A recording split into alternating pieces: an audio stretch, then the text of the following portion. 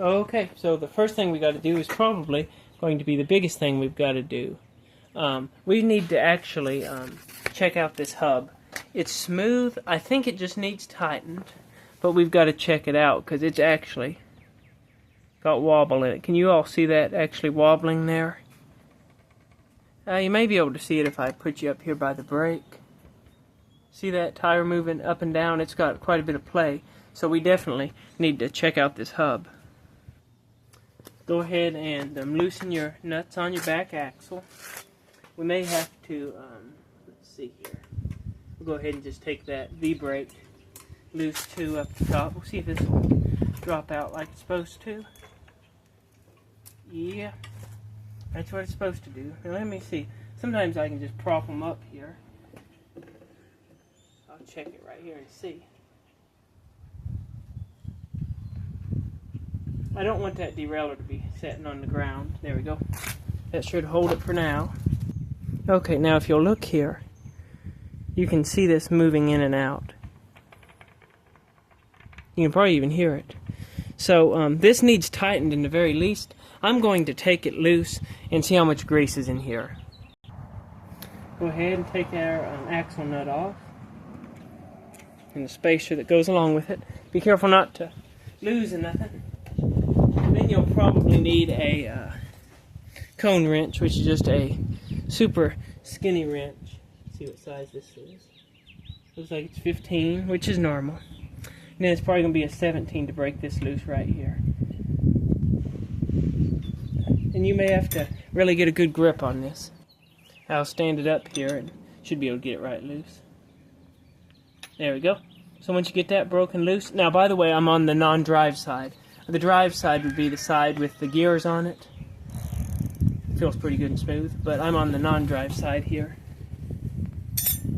So I'm going to go ahead and take our lock nut off, and that's going to be the nut farthest out, the big nut.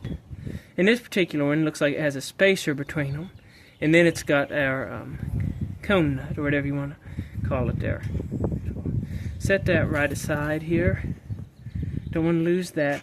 And I can see grease right on here. See that? I'm guessing this is going to have plenty of grease in it. So I'm just going to carefully unscrew this right here and see what it looks like inside. It's got some nasty, like orange looking stuff on it. I'm guessing that orange is grease, but I don't know that. I want to make sure it's not rust mixed with grease. No, that's just grease. Let me try to get the camera down here so y'all can see all the grease in here. So here you can see they've got this packed with grease really good. So you really don't need to do anything with it. If the grease looks in good condition, we can just skip right to tightening this up. If in doing this you find that the grease has a lot of has like water in it, or if you find that it's very hard or that it's contaminated, go ahead and you can clean all this out and just put new grease in it, which is very self-explanatory, but I'll be showing that in later videos later on probably, but I'm not going to do it this time because it don't need it. This grease is still pretty good. It don't look contaminated, and it's good and sticky still. This is the inside of the cone that's going to screw down over these bearings. So with that looking good, and like I say, this bicycle hasn't been ridden much and it's pretty new. So that's the reason why this grease still looks pretty decent in here. And I had a feeling it did because it rolled along so smoothly. But yeah, just go ahead and tighten this on down. Screw this all the way on down here. And it'll almost be tight when you screw this in. And then I'll show you how to adjust it for the right amount of preload. It's not difficult at all. But after you do it a few times, you'll know what you're doing a whole lot better and it'll get even easier. Again, this one right here, it doesn't have caged bearings as y'all saw. It's just loose ball bearings, which is fine. This was not a real expensive bicycle. I'm thinking, from the research I did, it was $200, maybe just a little bit more. Like maybe $250. I paid less than half that. Okay, so now I went ahead and put that on down now. Now I need to fill this here. You want it to have no play back and forth. So you tighten it until you have no play back and forth. But but you also don't want it to feel physically tight. That feels pretty good right there. So now I'm going to go ahead and put our spacer on, because you want to put it back exactly like you took it apart. Now we're going to put down our lock nut, and this bigger nut here, this is the lock nut. Just going to screw this right on down here. And you may have to loosen and tighten it a few times to get it perfect just how you want it. Sometimes it's just messing around with it a bit, but you'll get it. Okay, so now at this point, we've got our lock nut screwed all the way down. We need to make sure we've got our preload about right. You want it to spin freely, but you don't want to have any in and out movement. So I'm going to try it right about there. That feels pretty good, and I'm going to tighten it, and I may have to do it again if I don't like the way it feels after I get the lock nut tightened. We'll see. And the big thing when you're doing this, don't get scared, don't get nervous. Just take your time and do it piece by piece until it's exactly how you want it. I think I loosened that just a speck. Let me check.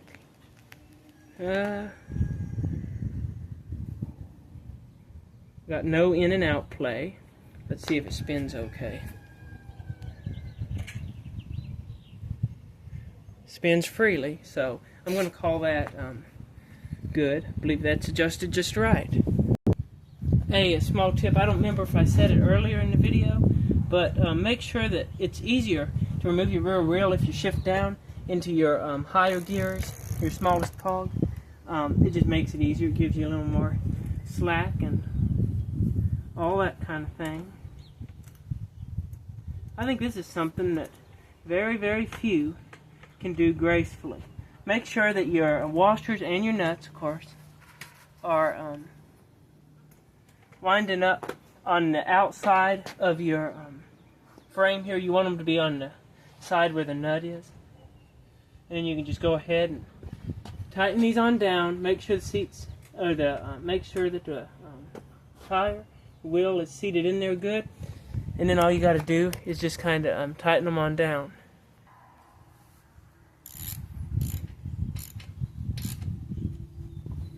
And of course, you don't want to like torque this crazy, but you definitely want it tight enough that you know it's not going to loosen up and fall off.